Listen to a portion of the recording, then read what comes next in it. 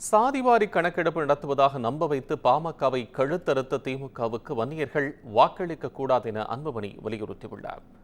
10 மாவட்டங்களில் பாமக பொதுக்குழு கூட்டம் நடைபெறும் என அன்புமணி அறிவித்து அதன்படி கூட்டங்களை நடத்தி கட்சி நிர்வாகிகளை சந்தித்து வருகிறார்.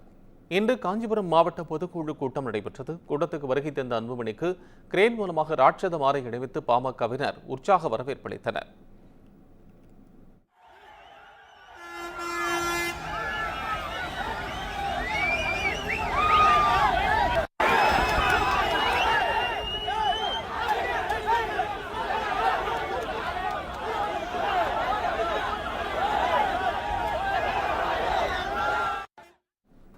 கூட்டத்தில் அன்புமணி பேசுகையில் திமுக ஆட்சியில் அனைத்து தரப்பு மக்களும் பாதிக்கப்பட்டிருப்பதாகவும் அதனை மறைக்க சூழ்ச்சிகள் செய்து பாமக போன்ற கட்சிகளை பலவீனப்படுத்தும் நோக்கில் திமுக செயல்படுவதாகவும் அன்புமணி குற்றம் சாட்டினார். முதலமைச்சர் அவர்களுக்கு என்ன நடக்குதுன்னு தெரியல. அதையெல்லாம் மூடி மறைப்பதற்காக சூழ்ச்சிகள் செய்து நம்மை போன்ற கட்சிகளை குழப்பம் செய்து அதை எப்படியாவது பலவீனப்படுத்த வேண்டும் என்ற நோக்கத்தில் திமுக முயற்சி செய்து கொண்டிருக்கிறது. அந்த முயற்சி நிச்சயமாக வீணாக அவர்கள் வெற்றி பெற முடியாது. இடஒதுக்கீடு வழங்குவதாக கூறி வன்னியர் சமுதாயத்துக்கு துரோகம் செய்த திமுகவுக்கு வரும் தேர்தலில் வன்னியர்கள் யாரும் வாக்களிக்க கூடாது என்றும் அப்போது அவர் பேசினார். வன்னியர் சமுதாயத்துக்கு துரோகம் செய்தது திமுக என்று பகிரங்கமாக குற்றச்சாட்டு நான் வைத்தேன்.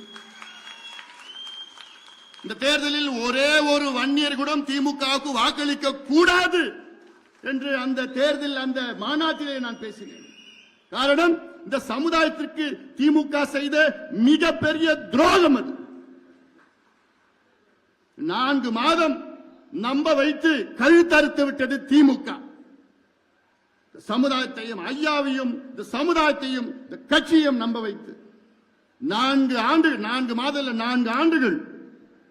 4 ஆண்டு காலம் நம்ப வைத்து நான் இந்த சமுதாயத்துக்கு இடஒதுக்கீடு தருகிறேன் என்று எத்தனை முறை சட்டமன்றத்துக்கு உள்ளேயும் போய் சொல்றார், வெளியிலையும் போய். பாமகவில் நிலவும் குழப்பத்திற்கு காரணம் நானோ எனது தந்தையோ அல்ல, திமுக தான் காரணம் என்றும் அன்புமணி குற்றம் சாட்டினார்.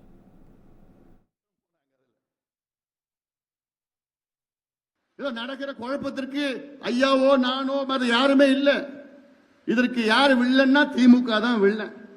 அதுல என்ன பண்ணிட்டாங்க, நம்ம கட்சியிலையும் சில சூழ்ச்சியாளர்கள் இருக்கின்றார்கள்.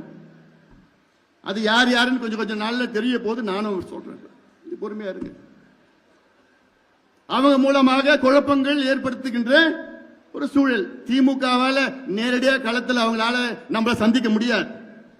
அந்த தைரியம் திமுகவுக்கு இல்ல. எப்படியாவது திமுக அடுத்த ஆண்டு ஆட்சிக்கு வந்துடணும். அதற்கு எந்தெந்த கட்சி எதிரில் யார் இருக்காங்களோ எப்படியாவது உடைக்கணும், பிளவணும், குழப்பம் பண்ணணும். அந்த எண்ணத்துல தான் இப்ப நடவடிக்கைகளை இறங்கி இருக்கிறாங்க. இது வெற்றி பெறாது. இதையெல்லாம் உடைத்து எறிவோம். பாமகவிற்கும் வன்னியர்களுக்கும் துரோகம் பண்ணினால் அன்றே தனக்கு கடைசி நாள் என்றும் அன்புமணி ஆவேசம் காட்டினார். என் கட்சிக்கும் என்னுடைய சமுதாயத்துக்கும் நான் துரோகம் பண்ணனா அதுதான் என் வாழ்நாளில் கடைசி நாளாக இருக்கும்.